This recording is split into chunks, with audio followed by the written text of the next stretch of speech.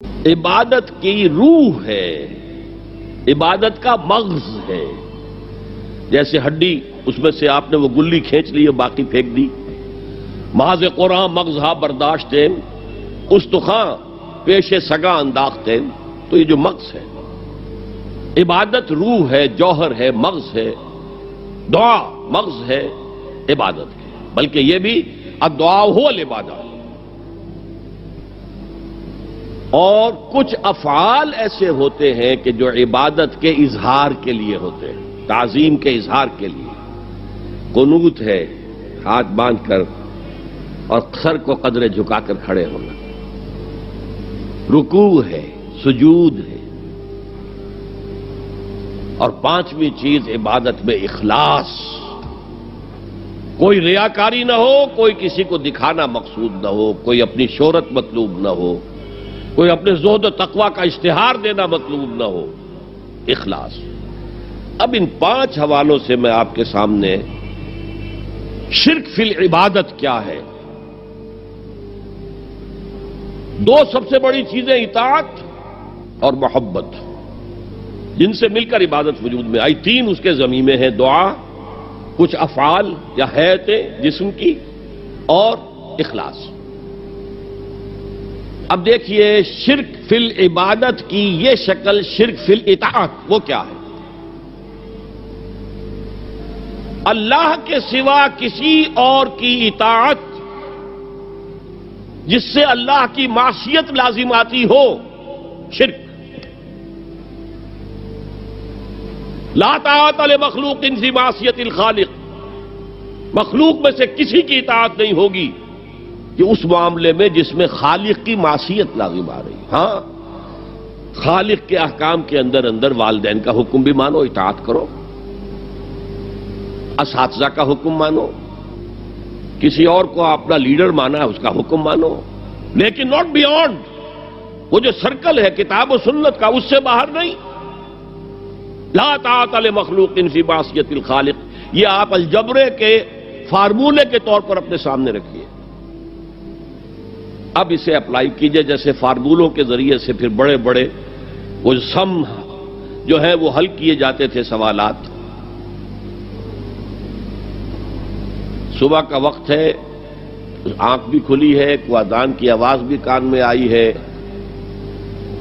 آپ کا نفس کہتا ہے ابھی سو جی۔ آپ نے اپنی چادر یا کمبل کو درست کیا اور کروٹ لی اور سو گئے۔ یہ کیا ہے؟ آپ نے کس کا حکم پیچھے پھینکا اور کس کا حکم مانا؟ اللہ کے حکم کو پیچھے پھینک دیا، نفس کے حکم کو آگے رکھا۔ یہ شرک، اس شرک کو جاننے والے بہت کم ہیں۔ مولانا روم نے خوب کہا تھا، نفس ما ہم کم ترس فرعون نیست لیکن ایراعون نیست۔ میرا نفس بھی فرعون سے کم نہیں ہے۔ فرعون نے کہا تھا نا، الیس لی ملک مصر وہذہ الانہار تجری من تحتی، کیا اس ملک مصر کی حکومت میری نہیں ہے؟ اور سارا جو یہ آب پاشی کا نظام ہے، انہار کا نظام ہے، وہ میرے کنٹرول میں نہیں ہے؟ جس کا چاہوں موگا کھلا رکھوں، جس کا چاہوں بند کر دوں۔ یہ تھا خدائی کا دعویٰ، انا ربکم الاعلی۔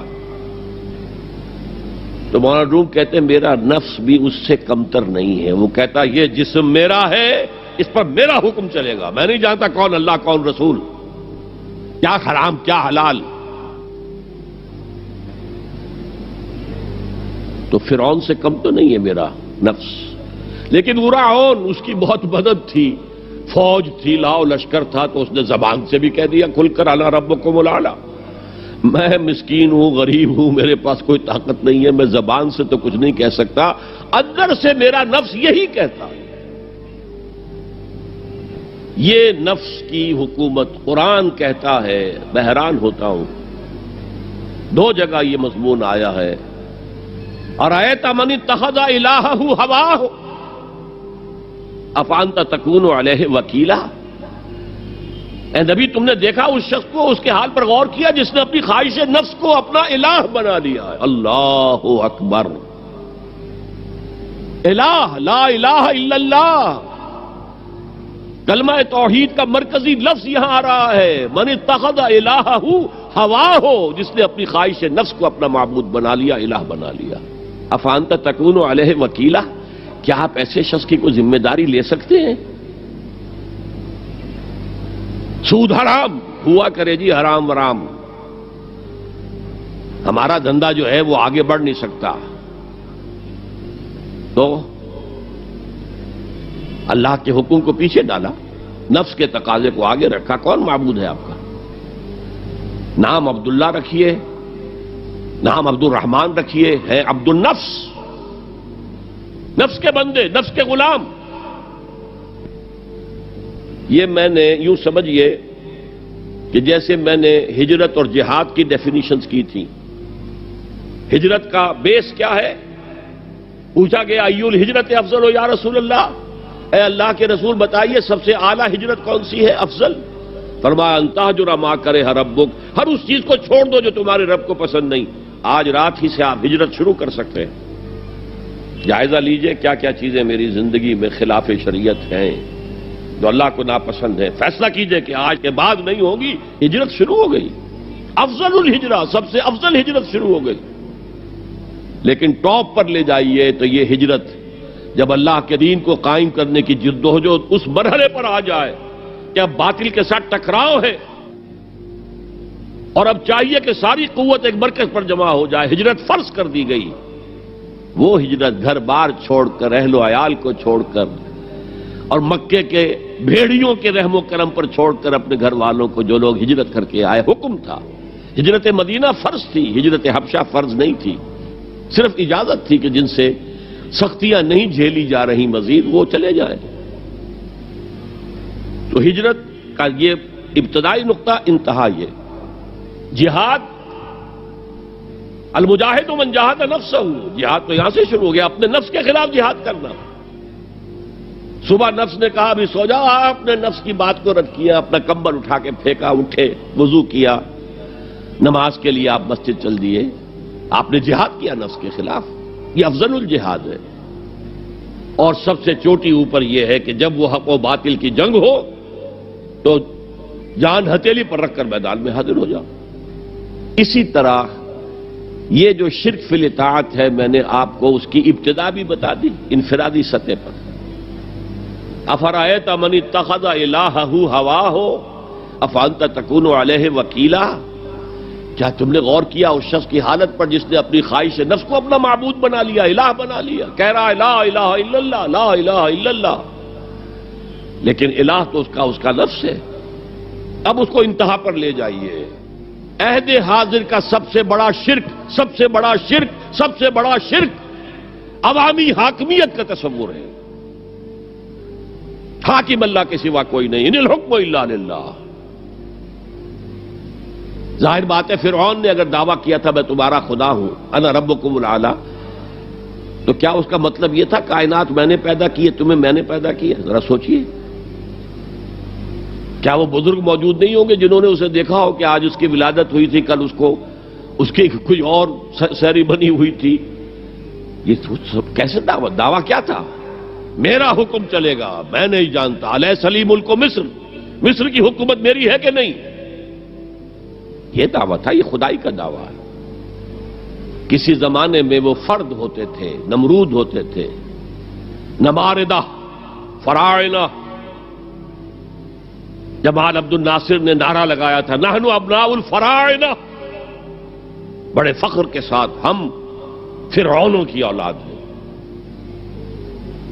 اور صدام نے لگایا تھا نعرہ نحن ابناء النماردہ، ہم نمرودوں کی اولاد ہیں۔ عراق کے بادشاہوں کا لقب نمرود تھا، اور مصر کے بادشاہ فراعنہ تھے، فرعون تھے۔ زمانے کا جب ارتقاء ہوا ہے اور اس میں فیصلہ کن کام جو ہے وہ حضور نے صلی اللہ علیہ وسلم،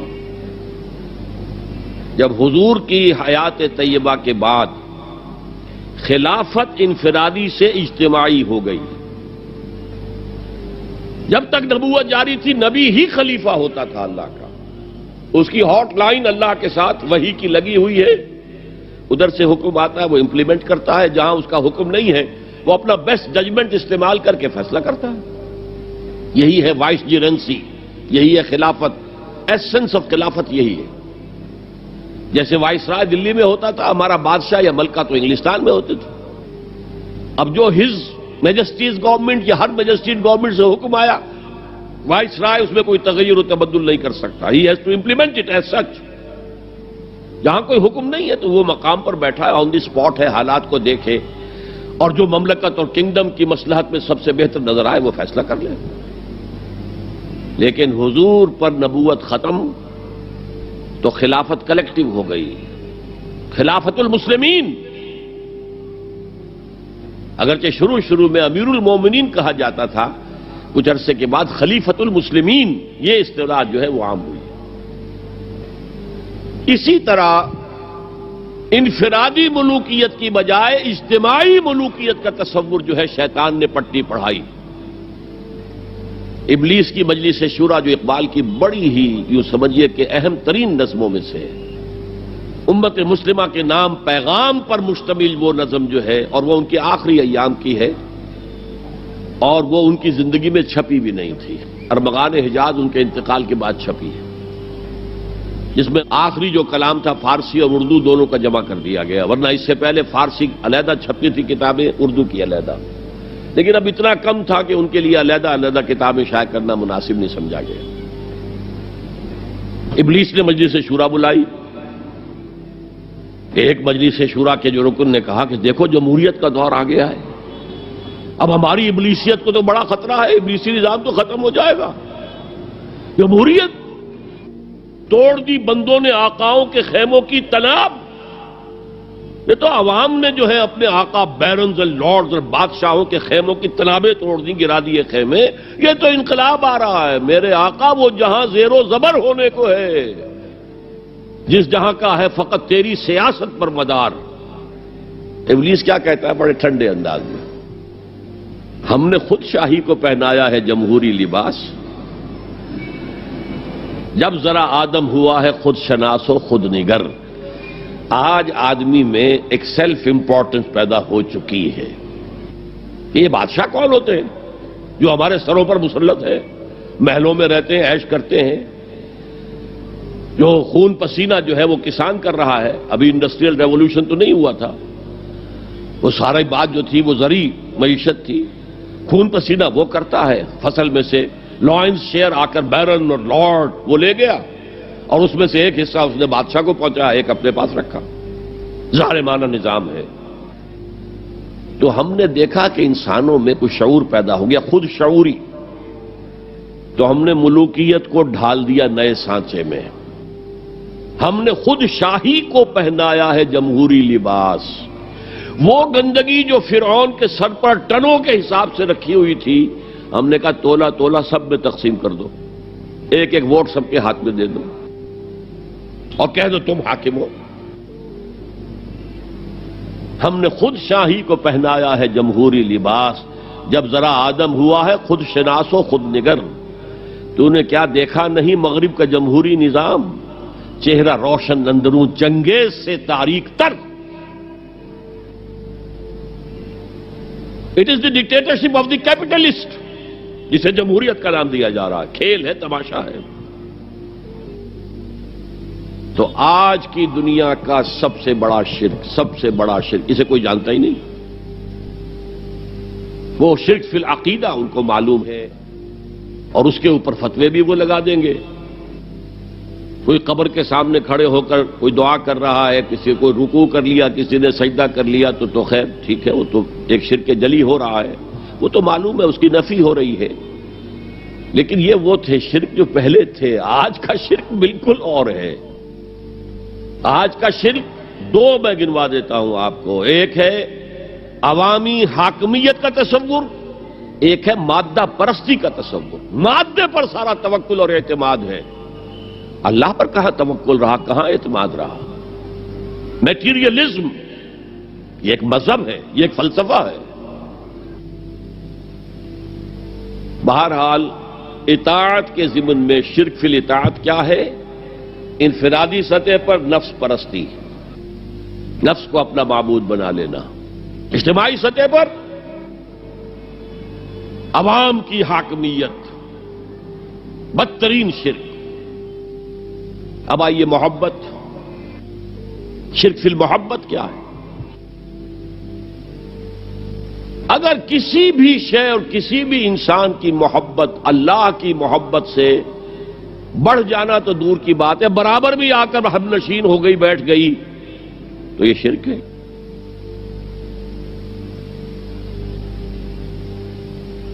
والذین آمنوا اشد حبا للہ، جب تک اشد محبت آپ میں اللہ کی نہیں ہوگی، اگر کوئی اور شے محبوب ہے تو من الناس من یتخذ من دون اللہ اندادا یحبونہم کحب اللہ، لوگوں میں سے ایسے بھی ہیں جنہوں نے اللہ کو چھوڑ کر کسی اور چیزوں کو مد مقابل بنا لیا ہے، ان سے وہ محبت کرتے ہیں جو اللہ سے کرنی چاہیے تھی۔ توحید کا تقاضا ہے لا محبوب الا اللہ، لا مطلوب الا اللہ، لا مقصود الا اللہ۔ مقصود و مطلوب اور محبوب حقیقی اللہ کے سوا کوئی نہیں۔ اور وہ آیت میں آپ کو سنا چکا ہوں، سورہ توبہ کی آیت نمبر 24، انتہائی لرزا دینے والی آیت۔ قل ان کان آباؤکم وابناؤکم واخوانکم وازواجکم وعشیرتکم واموال اقترفتموها وتجارۃ تخشون کسادها ومساکن ترضونها احب الیکم من اللہ ورسولہ وجہاد فی سبیلہ فتربصوا حتی یاتی اللہ بامرہ واللہ لا یہدی القوم الفاسقین۔ اے نبی ان کے کان کھول دیجئے، اچھی طرح سنا دیجئے کہ اے لوگو، اے ایمان کے دعوے دارو، اگر تمہیں اپنے باپ، اپنے بیٹے، اپنے بھائی، اپنی بیویاں یا بیویوں کے لیے شوہر اور اپنے رشتہ دار اور اپنے وہ مال جو بڑی محنت سے کما کر کھتے بھرے ہوئے ہیں اور اپنی وہ تجارت جس کی کساد بازاری کا تمہیں اندیشہ رہتا ہے مندہ نہ ہو جائے، اور اپنے وہ محل، اپنی حویلیاں جو تم نے تعمیر کی ہیں اور بہت تمہیں محبوب ہیں، انہیں خوب فرنش کیا ہے، اگر یہ 8 چیزیں محبوب تر ہیں اللہ سے اور اللہ کے رسول سے اور اللہ کی راہ میں جہاد سے، تو جاؤ دفع ہو جاؤ، وہاں بیٹھ کر انتظار کرو یہاں تک کہ اللہ اپنا فیصلہ سنا دے، اور اللہ ایسے فاسقوں کو کبھی ہدایت نہیں دے گا۔ 8 چیزیں۔ اقبال نے بہت خوب کہا ہے، یہ مال و دولت دنیا، یہ رشتہ و پیوند، 5 قریب ترین رشتے آ گئے، باپ، بیٹا، بھائی، زوجین اور رشتہ دار۔ رشتہ و پیوند، یہ جوڑنے والا۔ اور مال و دولت دنیا کی 3 شکلیں آ گئیں۔ دولت جو آپ اپنی بیلنس شیٹ کو دیکھ دیکھ کر آپ اس پہ خوش ہوتے ہیں، اب ہمارے ایسٹس کی یہ قیمت ہو گئی ہے اب۔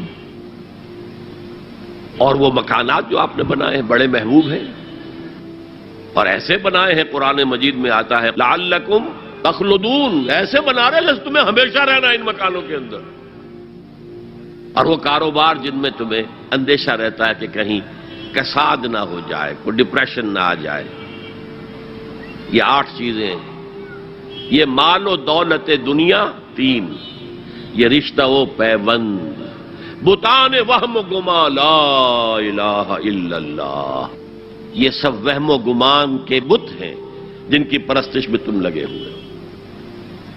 ان سب کی پرستش چھوڑو تو لا الہ الا اللہ کا حق ادا ہوگا۔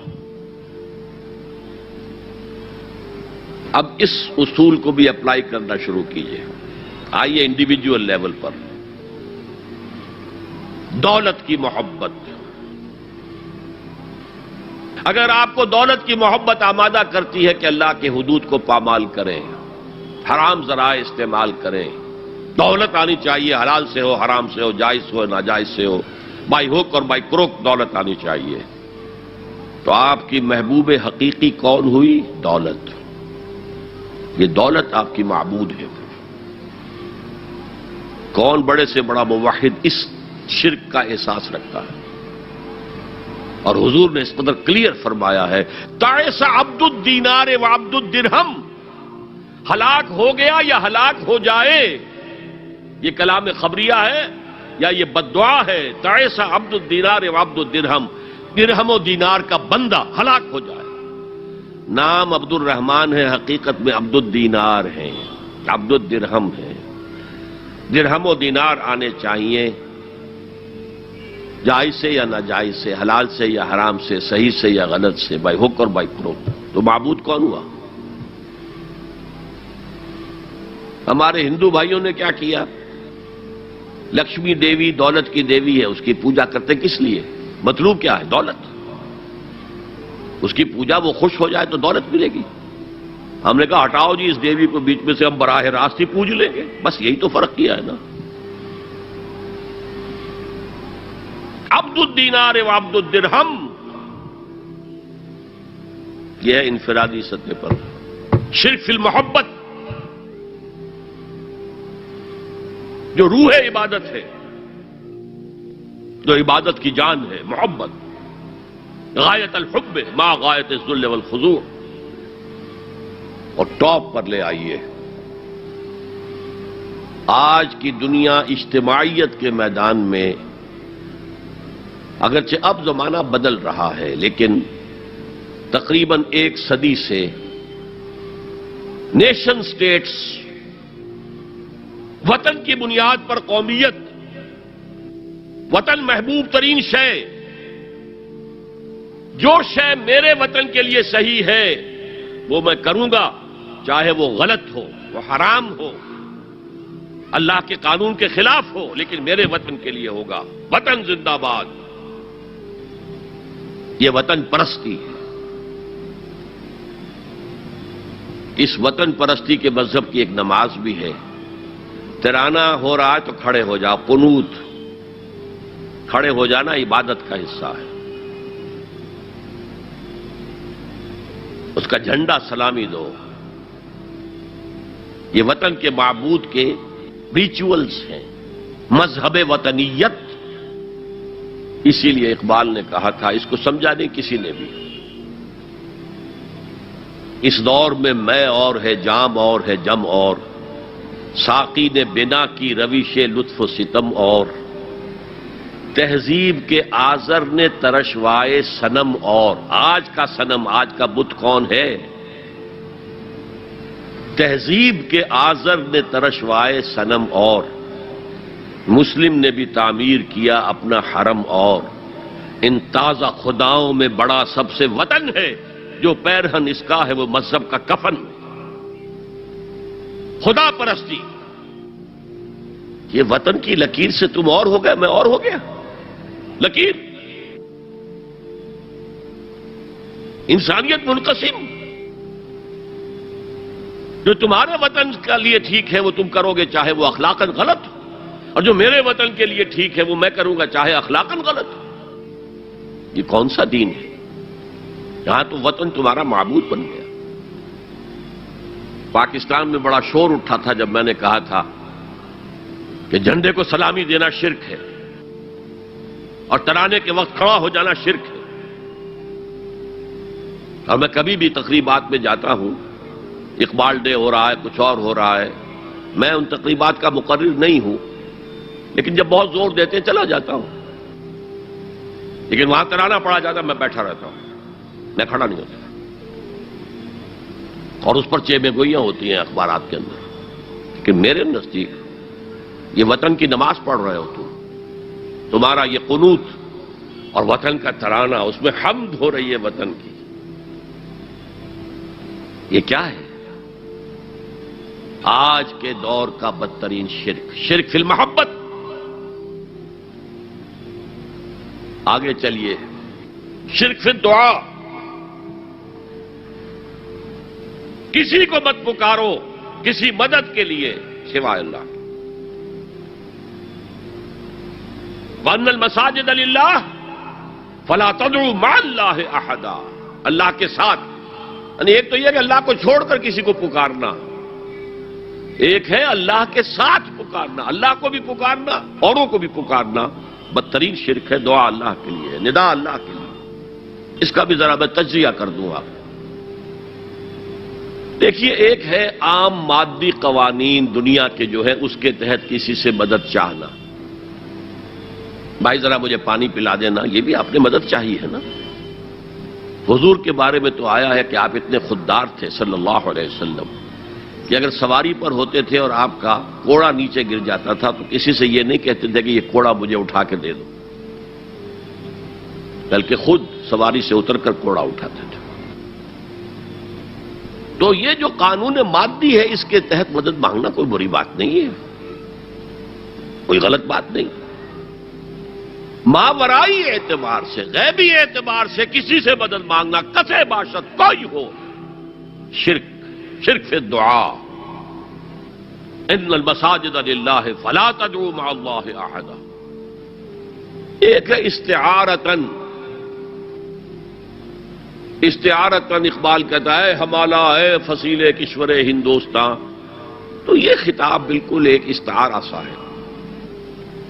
اسی معنی میں مولانا حالی نے اپنی مسدس کے اختتام پر جو مناجات لکھی ہے، خاصہ خاصان رسول وقت دعا ہے، امت میں تیری آ کے عجب وقت پڑا ہے، وہ دی جو بڑی شان سے نکلا تھا وطن سے، پردیس میں وہ آج غریب الغربا ہے۔ تو اس معنی میں اس لفظ استعمال ہو جائے تو اس پر بہت زیادہ الرجک بھی نہیں ہونا چاہیے، لیکن غیبی طور پر کسی کے بارے میں یہ عقیدہ رکھ کر کہ وہ میری مشکل کشائی کر سکتا ہے، حاجت روائی کر سکتا ہے، میری مدد کر سکتا ہے، یہ شرک ہے، اور اس کے شرک ہونے میں کوئی شک نہیں۔ ان المساجد للہ فلا تدعوا مع اللہ احد۔ اب دیکھیے ہمارے یہ فرشتے یہاں بیٹھے ہیں نا، ہم کہہ سکتے ہیں ذرا بھائی میرا یہ کام کر دینا؟ نہیں کہہ سکتے۔ جبرائیل کو پکار سکتے ہیں، اے جبرائیل ذرا میرا یہ کام کر دینا؟ نہیں، وہ عالم غیب کی شے ہے۔ کسی ولی اللہ کی روح کو پکار کر کہنا کہ میری یہ مشکل دور کر دے؟ نہیں، اللہ سے کہیں، اللہ کو پکارے، اللہ جس کے ذریعے سے چاہے آپ کی ضرورت پوری کر دے۔ اس ضمن میں میں کہوں گا کہ شاہ ولی اللہ دہلوی نے ایک بات کہی ہے، اگرچہ مجھے اس کی کوئی دلیل اپنے طور پر انڈیپینڈنٹلی کتاب و سنت میں نہیں ملی ہے، لیکن شاہ صاحب کا ایک مقام مرتبہ ہے جو میری نگاہ میں بہت بلند ہے۔ میرے نزدیک دو عظیم شخصیتیں عالم اسلام کی، امام ابن تیمیہ اور امام غزالی کو جمع کریں تو شاہ ولی اللہ بنتے ہیں، اتنی عظیم شخصیت ہے۔ انہوں نے یہ لکھا ہے کہ جو اللہ کے برگزیدہ بندے ہوتے ہیں، اولیاء اللہ، اللہ تعالیٰ ان کی ارواح کو ان کے فوت ہونے کے بعد ملائکہ کے طبقہ اسفل میں شامل کر دیتے ہیں، اور وہ بھی جس طرح وہ ملائکہ اللہ کے احکام کی زمین میں تنفیذ کر رہے ہیں، وہ بھی اسی کام میں لگ جاتے ہیں۔ میں نے عرض کیا کہ میرے پاس انڈیپینڈنٹلی کوئی دلیل نہیں ہے اس کے حق میں، لیکن شاہ صاحب کا فرمانا خود میرے لیے ایک درجے میں دلیل ہے۔ لیکن یہاں ایک تو یہ نوٹ کرنے کا، ملائکہ کا طبقہ اسفل، ملائکہ کا سب سے نچلا طبقہ، اور اللہ کے حکم کی تنفیذ کرتے تو فرشتے کر رہے ہیں، وہ بھی ہوں، ہمیں سے کیا غرض ہے؟ ہم نہ فرشتے کو پکار سکتے ہیں اور نہ کسی ولی اللہ کو پکار سکتے ہیں۔ پکارو اللہ کو۔ قال ربکم ادعونی استجب لکم ان الذین یستکبرون عن عبادتی سیدخلون جہنم داخرین۔ تمہارا رب کہتا ہے مجھے پکارو، مجھ سے مانگو، میں تمہیں دوں گا، تمہاری دعا سنوں گا، قبول کروں گا، اور جو بربنائے تکبر مجھ سے نہیں مانگتے وہ جہنم میں داخل ہوں گے ذلیل و خوار ہو کر۔ حضور نے ایک بات، مجھے متن یاد نہیں ہے، بہت پیاری فرمائی، دیکھو انسانوں سے تم مانگتے ہو کچھ تو ایک دفعہ تو اس کے ماتھے پر، تیوری پر بل پڑ ہی جاتا ہے، یہ کیوں میرے سامنے ہاتھ سوال کیا، کیوں مجھے اس سے مانگ رہا ہے؟ چلیے بعد میں کچھ وہ دے ہی دے، لیکن ناگوار گزرتا ہے۔ ارے اس سے مانگو جو کہتا ہے کہ مجھ سے مانگو اور میں دوں گا، وہ نہ مانگنے پہ ناراض ہے، اس سے نہیں مانگتے۔ رات کے آخری ساعتوں میں، یا جسے آپ کہتے ہیں the small hours of the morning, حدیث میں آتا اللہ نزول اجلال فرماتے، جس کو ہم نہیں جانتے کیسے نزول ہوتا ہے، ذات باری تعالیٰ اور اس کے متعلقات کے بارے میں جو بات آ گئی قرآن میں حدیث میں وہ ہم مانتے ہیں، کیسا یہ ہم نہیں جانتے، اس کا ہاتھ ہے کیسا ہے ہم نہیں جانتے، اس کا چہرہ ہے کیسا ہے ہم نہیں جانتے، اس کی ساق ہے، اس کی پنڈلی ہے کیسی ہے ہم نہیں جانتے، وہ سنتا ہے کیسے سنتا ہے ہم نہیں جانتے، کیا اس کے کان ہیں، کیا اسے بھی ساؤنڈ ویوز کی ضرورت ہے سننے کے لیے، وہ دیکھتا ہے کیسے دیکھتا ہے ہم نہیں جانتے، وہ اترتا ہے کیسے اترتا ہے ہم نہیں جانتے، جو قرآن میں آ گیا حدیث میں آ گیا مان لیجئے بس، باقی یہ متشابہات میں سے ہے، اس کی کھود کرید میں پڑو گے تو فتنے میں مبتلا ہو جاؤ گے، ابتغاء الفتنۃ وابتغاء تاویلہ۔ لہذا حدیث میں آتا ہے کہ رات کے آخری ساعتوں میں اللہ سمائے دنیا تک نزول فرماتے ہیں اور پھر ندا لگتی ہے، حل من سائل فاعطیہ، ہے کوئی سوال کرنے والا مانگنے والا کہ میں اسے دوں، حل من مستغفر فاغفر لہ، ہے کوئی گناہوں کی معافی چاہنے والا کہ میں اسے معاف کر دوں، ہم انٹا غفیل سو رہے ہیں، ہم تو مائل بکرم ہیں کوئی سائل ہی نہیں، راہ دکھلائیں کسے رہرو منزل ہی نہیں، راہ کسے دکھا، اللہ کے راستے پر چلنے کا فیصلہ کرو، اللہ کی راہ میں جہاد کا فیصلہ کرو، پھر اللہ راستہ کھولے گا، والذین جاہدوا فینا لنہدینہم سبلنا، وہ لوگ کہ جو ہمارے راستے میں جہاد کریں، محنت کریں، مشقتیں کریں، ہم لازماً ان پر اپنے راستے کھولتے چلے جائیں۔ تو دعا شرک فی الدعا، مانگو صرف اللہ سے، اللہ سے، اللہ سے، وہ چاہے کسی فرشتے کے ذریعے، چاہے کسی فوت شدہ ولی اللہ کی روح کے ذریعے سے، چاہے کسی کو بھی نہیں، براہ راست اپنے حکم سے، اس کی تو قدرت ہے جو چاہے کرے، کن فیکون، وہ جیسے بھی ہو وہ آپ کی ضرورت پوری کرے گا، وہی ہے جو کہ مشکلات کو حل کرنے والا ہے، وہی ہے کہ رزق دینے والا ہے، وہی ہے جو مرض سے شفا دینے والا ہے، پکارو اسی کو، مانگو اسی سے۔ اب آئیے، کچھ مراسم عبودیت ہوتے ہیں، مراسم رسم کہتے ہیں کسی چیز کی ظاہری شکل کو، رہ گئی رسم ازاں روح بلالی نہ رہی، فلسفہ رہ گیا تلقین غزالی نہ رہی، یہ قرآن کا بھی ہم اسے رسم الخط کہتے ہیں، رسم الخط، اور یہ حضرت عثمان کے زمانے میں فائنل ہوا ہے کہ یہ اس طریقے سے لکھا جائے۔ تو عبدیت کے اظہار کے لیے کچھ رسومات ہیں، جس میں سے ایک پر گفتگو ہو چکی، قنوت، والقانتین والقانتات، یہ جو ہے اللہ کے حضور میں چاہے ہاتھ باندھے چاہے ہاتھ کھلے ہو، لیکن ذرا جھک کر گردن میں خم کر کے کھڑے ہونا، یہ نماز کے اندر جو قنوت ہے یہ قنوت ہے، یہ بھی اپنی عاجزی کا اظہار ہے، عجز اور تذلل۔ وہ جو ابن قیم کی میں نے ڈیفینیشن آپ کو بتائی، العبادت تجمع اصلین، غایت الحب وغایت الذل والخضوع، حد درجے میں اللہ کے سامنے بچ جانا، جھک جانا، گر جانا، رکوع، سجدہ اللہ کے سوا کسی کے لیے نہیں۔ اور اس معاملے میں دین محمدی جو اپنی تکمیل کو پہنچ گیا، الیوم اکملت لکم دینکم واتممت علیکم نعمتی ورضیت لکم الاسلام دینا، حضور کی بعثت سے قبل سجدہ تعظیمی جائز تھا، کسی شخص کی تعظیم کے لیے، اس کی عزت کے لیے اس کے سامنے سجدہ کرنا جائز تھا۔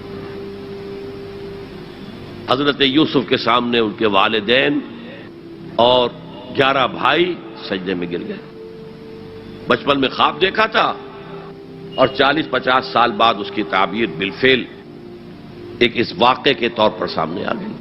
سجدہ کرنا، جھکنا، سجدہ کرنا، یہ جائز تھا سجدہ تعظیمی۔ حضور پر شریعت مکمل، توحید مکمل، اب ہر نوع کا سجدہ حرام مطلق ہے سوائے اللہ کی کسی کو۔ ہمارے مسلمانوں نے بھی اپنے دور ملوکیت میں سجدہ تعظیمی شروع کرا. عدالت کے اندر بادشاہ کے دربار میں جا رہے تو سجدہ، سر جھکا کر رکوع کی حالت میں.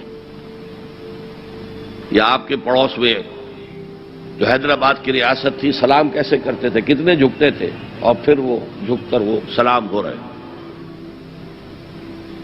یہ مشرکانہ فعل ہے. مغلیہ دربار میں بھی تھا.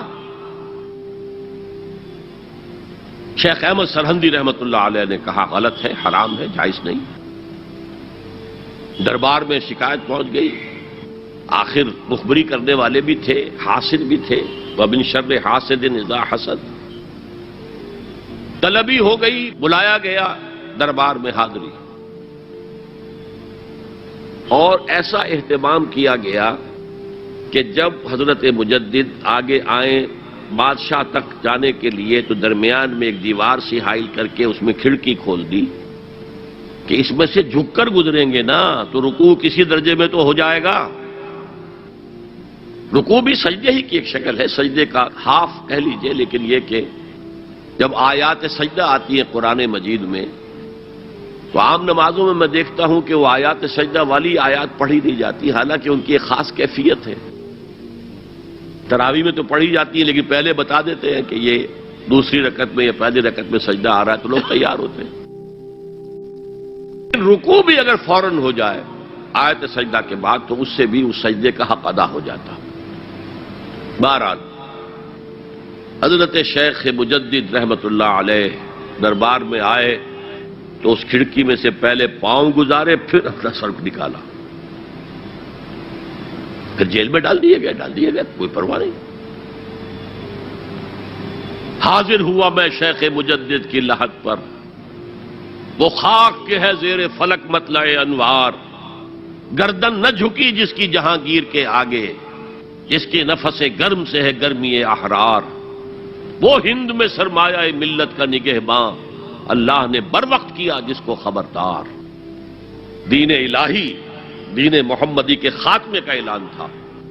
اب بڑے بڑے مولویوں نے یہ اکبر کو سبق پڑھایا تھا، بڑے مولوی، درباری مولوی، انہوں نے سبق پڑھایا تھا. اللہ کا ایک دن 1000 برس کا ہوتا ہے اور اللہ کا ہر معاملہ 1000 سال تک ہوتا ہے. اب 1000 سال ہو گئے محمد کی رسالت کو، ان کی رسالت کا دور ختم صلی اللہ علیہ وسلم. اب دوسرا 1000 سال، اسی لیے الف ثانی کہتے ہیں نا، الف ہزار کو کہتے ہیں الف ثانی. یہ دوسرا 1000واں سال جو شروع ہو گیا ہے، اس میں ایک نئے دین کی ضرورت ہے. وہ دین اکبری ہے، دین الہی ہے. اور دین الہی کیا تھا؟ یہ ایک بہت بڑی سیاسی تدبیر تھی، اصل میں بہت بڑی سیاسی تدبیر. اور اس کا ظہور بعد میں بھی ہوا ہے ہندوستان کی سرزمین میں. وہ یہ کہ ہندوستان کی ترقی میں جو چیز سب سے بڑی رکاوٹ ہے وہ مذہبی اختلافات ہیں. لہذا ایسا کرو سارے مذاہب جو ہیں اسے ہاون دستے میں ڈالو، کوٹ کوٹ کے چورا چورا کر کے بناؤ صفوف، اور یہ مذہب سب کا ہو جائے تو مذہبی اختلافات ختم ہو جائیں گے. دوسری بات ان کی سمجھ میں یہ آ گئی کہ اصل میں اختلاف رسالت اور شریعت کی بنیاد پر ہوتے ہیں.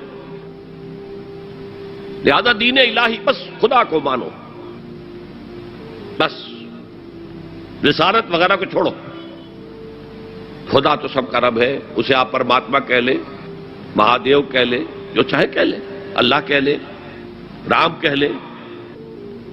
قُلِ اللَّهَ وَالرَّحْمَٰنُ أَيَّمَّا تَدْعُوا فَلَهُ الْأَسْمَاءُ الْحُسْنَىٰ. قرآن کہتا ہے تم اللہ کہہ کر پکار لو یا رحمان کہہ کر پکار لو، جس کو بھی تم پکار رہے ہو یہ جان لو کہ تمام اچھے نام اسی کے. یہ فلسفہ تھا بہت گہرا. وہ جاہل تھا، ان پڑھ تھا، لیکن بہت بڑا سیاستدان تھا اکبر، اس میں کوئی شک نہیں. لیکن یہ کہ اگر ایک حکومت، اور جو سب سے بڑا مغل اعظم جس کو کہتے ہیں، اس کے زمانے میں مسلمانان ہند جو ہیں سیاسی اعتبار سے اپنے عروج پر تھے، لیکن دینی اعتبار سے پاتال کا معاملہ آ گیا تھا کہ دین محمدی ختم.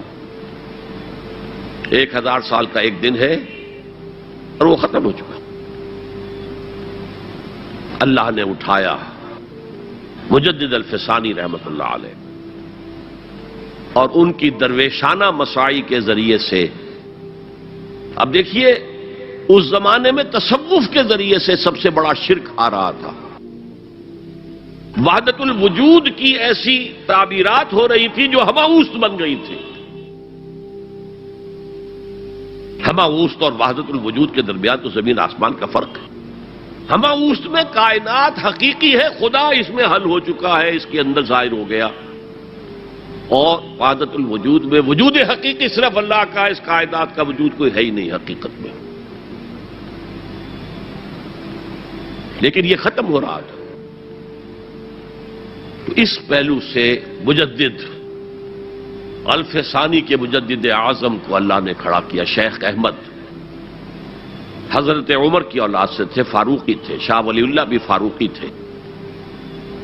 رگے فاروقیم کہتے ہیں شیخ احمد صلی میری فاروقی رگ پھڑکتی ہے اس پر. اس کے نتیجے میں وہ دین الہی کا خاتمہ ہوا. بعد میں ہمارے ہاں یہ آیا ہے ہندوستان میں برہمو سماج، برہمو سماج. اور گاندھی جی بھی اسی فلسفے کے قائل تھے، وحدت ادیان کے. اور یہ سیاسی اعتبار سے بہت اونچی ذہنی سطح کی غمازی کرنے والی بات ہے کہ ہندوستان کے اندر کے یہ مذہبی اختلافات کو اگر ہم کسی طرح کھرل کر کے ختم کر دیں، ہاون دستہ میں ڈال کے کر دیں، تو پھر یہ کہ یہاں ترقی ہی ترقی ہے. بہرحال سجدہ گردن نہ جھکی جس کی جہانگیر کے آگے، جس کے نفس گرم سے ہے گرمی احرار.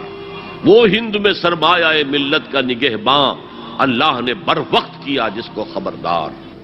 تو ہم نے شرک فی العبادت میں پہلے بات کی شرک فی الاطاعت. انفرادی سطح پر نفس معبود، اجتماعی سطح پر عوام کی حاکمیت. بدترین شرک اس دور کا، عظیم ترین شرک. اتنے بڑے پیمانے کا شرک کبھی نہیں ہوا دنیا میں. اس کے بعد شرک فی المحبت، مال کی محبت، تعس عبد الدینار و عبد الدرہم. وطن کی محبت یا کسی اور شے کی محبت، اگر وہ اللہ کی محبت کے برابر بھی آ جائے، بڑھ جائے تو اور بھی بڑی بات کہنی پڑے گی. لیکن ہمارے پاس شرک سے اوپر کی اصطلاح کوئی نہیں. پھر شرک الدعا، اللہ کے سوا کسی اور سے حاجت روائی کے لیے، مشکل کشائی کے لیے پکارنا کسی. پھر شرک فی المراسم العبودیہ، قنوت ہے، رکوع ہے، سجود ہے. یہ ذل والخضوع کی، کسی کے سامنے جھک جانے کی ایک علامت ہے، سمبل ہے. اب آخری ہے اس میں اخلاص. اور اخلاص کی ضد کیا ہے؟ ریاکاری. کوئی عبادت اگر دکھاوے کے لیے کی جائے وہ شرک ہے. یہ شرک خفی کہلاتا ہے. مال کی محبت کا شرک بھی شرک خفی ہے. نفس کی اطاعت کا شرک بھی شرک خفی ہے. اور یہ سب سے خفی شرک ہے. حضور نے فرمایا صلی اللہ علیہ وسلم، من صلی یرائی فقد اشرکا ومن صام یرائی فقد اشرکا ومن تصدق یرائی فقد اشرکا. جس نے دکھانے کے لیے نماز پڑھی اس نے شرک کر لیا. جس نے دکھاوے کے لیے روزہ رکھا اس نے شرک کر لیا. جس نے دکھاوے کے لیے خیرات کی، صدقات دیے، وہ شرک کر چکا. قد اشرکا، قد اشرکا. یہ عربی کے مزاج سے واقفیت ہو، فعل ماضی پر قد جو ہے تو وہ پرفیکٹ ٹینس بن جاتا ہے. کر چکا، وہ شرک میں ملوث ہو چکا. من صلی یرائی فقد اشرکا ومن صام یرائی فقد اشرکا ومن تصدق یرائی فقد اشرکا. اور تجزیہ کر کے یہاں تک بتایا کہ اگر کوئی شخص نماز پڑھ رہا ہو اور جب وہ یہ دیکھے کہ کوئی اسے دیکھ رہا ہے تو اپنے سجدے کو طویل کر دے تو یہ شرک ہے. فرض کیجئے 5 سیکنڈ کا سجدہ وہ کر رہا تھا، اب اس نے 7 سیکنڈ کا کیا ہے. یہ 2 سیکنڈ کس کے لیے ہے؟ اس ایک سجدے کے 2 مسجود ہو گئے. وہ 5 سیکنڈ کا سجدہ تو اللہ کے لیے، 2 اس کے لیے شرک ہو گئے. ایک اور بات فرمائی صلی اللہ علیہ وسلم، شرک خفی کو پہچاننا اور دیکھنا اتنا ہی مشکل ہے جتنا کہ کسی سیاہ شب میں، تاریک رات میں کسی سیاہ پتھر پر چلنے والی سیاہ چیونٹی کو دیکھنا مشکل ہے. تشبیہ کا بلاغت اور فصاحت کی انتہا ہے. جیسے میں نے عرض کیا تھا کہ ایک جوڑے کی 2 جوتیوں کے مابین جو مشابہت ہے، امت مسلمہ اور سابقہ امت بنی اسرائیل کی، ان کے اوپر جو حالات وارد ہوئے ان میں وہی مشابہ ہے. تاریک شب ہے، سیاہ پتھر ہے، اس پر سیاہ چیونٹی رینگ رہی ہے. جتنا اس کو دیکھنا مشکل ہے اتنا ہی شرک خفی کو پہچاننا مشکل. کدھر کدھر سے آپ پر حملہ آور ہو جائے گا، کدھر کدھر سے آ کر آپ کی عبادت میں، آپ کی توحید میں نقب لگائے گا، اس کا آپ کو اندازہ ہو نہیں سکتا. بڑا مشکل ہے، بہت زیادہ چوکس رہنے کی ضرورت ہے. اور اس کا علاج بتایا گیا ہے خاص طور پر عبادات کے ضمن میں، کہ کچھ نہ کچھ عبادت نفل بھی کی جائے، اور نفل عبادت اس طور سے کی جائے کہ کسی کو پتہ نہ چلے. اب ہمارا حال یہ ہو گیا کہ ساری، اگر کوئی عشاء کی 17 رکعتیں پڑھتا ہے، سب کی سب مسجد میں پڑھتا. حالانکہ صحابہ کے دور میں مسجد تھی فرائض کی ادائیگی کی، باقی جا کر نماز گھر میں پڑھو گے وہ افضل ہے. اور نوافل تو خاص طور پر اگر کسی کو تہجد کی توفیق ہو گئی ہے تو کسی نہ کسی طرح ڈھنڈورا پیٹے گا. اسے جی کیا کریں، بس رات کو جاگنا ہوتا ہے تو طبیعت جو ہے بڑی بھاری رہتی ہے. ہو گیا، اپنا ڈھنڈورا پیٹ دیا. تو اس سے تو مرض اور 2 آتشا ہو جائے گا، ریاکاری اور بڑھ جائے گی. اسی طریقے سے صدقات نافلہ فرمایا ایسے دو کہ داہنا ہاتھ جو کچھ دے بائیں ہاتھ کو پتہ نہ چلے، کسی کو پتہ نہ چلے. اس سے وہ ریاکاری کی جڑیں کٹتی ہیں. ریاکاری کی جڑیں جو ہیں دل کے اندر سے کٹتی ہیں. یہ علاج ہے ریاکاری کا، لیکن ریاکاری شرک. اب میں آخری بات پر آ رہا ہوں. آپ نے سوچا ہوگا کہ اس تجزیے کے تحت تو ہر گناہ جو ہے ادنا سے ادنا گناہ بھی شرک ہے. فجر کی نماز کے وقت اگر اٹھ کے نہیں گئے اور چادر یا کمبل کو سیدھا کر کے لیٹ گئے تو یہ شرک ہے. پھر کون سے گناہ ہے جو اللہ معاف کرے گا؟ یہ جو میں نے آیت آپ کو 2 دفعہ جو آئی ہے سورہ نساء میں سنائی، ان اللہ لا یغفر ان یشرک بہ ویغفر ما دون ذلک لمن یشاء. اللہ تعالیٰ اس کو تو ہرگز نہیں بخشے گا کہ اس کے ساتھ شرک کیا جائے، البتہ اس سے کم تر جس کو چاہے گا بخش دے. تو جان لیجئے یہ جو باریک تجزیہ میں نے کر کے بتایا ہے یہ اپنی جگہ 100% درست ہے، لیکن ان میں جو یہ چیزیں ہیں، کوئی کوتاہی ہو گئی، کوئی گناہ ہو گیا، کوئی شریعت کی مخالفت ہو گئی، نفس کے کسی اس وقت کے دباؤ میں آ کر یہ گناہ شمار ہوں گے اگر یہ آپ کی طبیعت ثانیہ نہ بن جائے. اگر یہ آپ کی سیکنڈ نیچر بن گئے تو ایک گناہ بھی ساری تباہی لانے کے لیے کافی ہے. اگر آپ نے ڈیرے ڈال دیے، غلطی ہو گئی، معافی مانگو، توبہ کرو، استغفار کرو، اللہ صاف کر دے گا. نہیں کرو گے تو پھر ایک گناہ پر بھی دوام اگر ہو گیا اور اس گناہ نے ایک نے بھی تمہارا احاطہ کر لیا تو وہ جہنم میں خلود کی وعید قرآن میں آئی ہے. بلا من کسب سیئۃ واحاطت بہ خطیئتہ فاولئک اصحاب النار هم فیہا خالدون.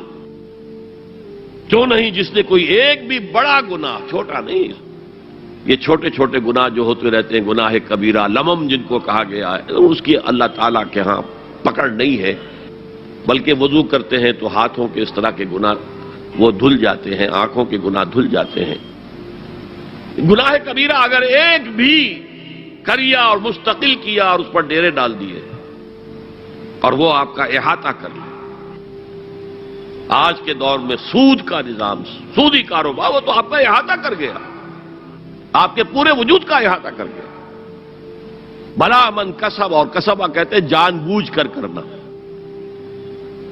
ایک ہے خطا سے ہو گیا، غلطی سے ہو گیا، وقتی طور پر کوئی تحریک ایسی ہو گئی، غلط ماحول میں بیٹھے ہوئے تھے، اس کے زیر اثر کوئی آپ سے بھی غلط حرکت سرزد ہو گئی، کبھی نفس کا جوش کچھ ایسا ہوا کہ آپ مغلوب ہو گئے، ٹھیک ہے، اسینشلی وہ شرک ہے، لیکن یہ شرک گناہ کے درجے میں شمار ہوگا اگر آپ توبہ کر لیتے ہیں، رجوع کرتے ہیں، استغفار کرتے ہیں، اللہ بخشنے والا.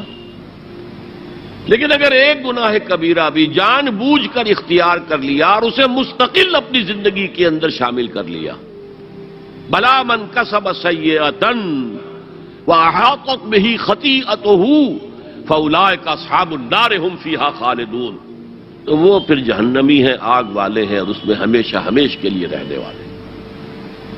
شرک فی ذات کے ضمن میں میں نے عرض کیا تھا کہ سورہ اخلاص جامع ترین اس کی نفی پر ہے، اور شرک فی صفات کی کامل نفی پر آیت الکرسی ہے. آیت الکرسی ایک لمبی آیت، جیسے آیت البر ایک لمبی آیت تھی، اور اس کو حضور نے فرمایا ہے سیدۃ آیات القرآن، پورے قرآن مجید کی آیات کی سردار ہے یہ آیت. اور یہ شرک فی صفات کے ضمن میں یہ شمشیر قاطع ہے، شمشیر برہان ہے. اللہ لا الہ الا ہو الحی القیوم، یہ وہی ہے.